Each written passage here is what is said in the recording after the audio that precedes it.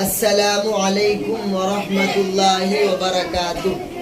مصطفى مصطفى منبع للصفا سيد الأنبياء مشعل في الوفا كان في أكفه لليتامى ضيفا حن قلبي له فاض شوقا إليه ليس أرجو سوى شربة من يدي الصلاة عليه والسلام عليه للسماء ارتقى فأتى بالنقى وغدا وجهه نيرا مشرقا كان في عفوه حين حان اللقاء قال فلتذهبوا أنتم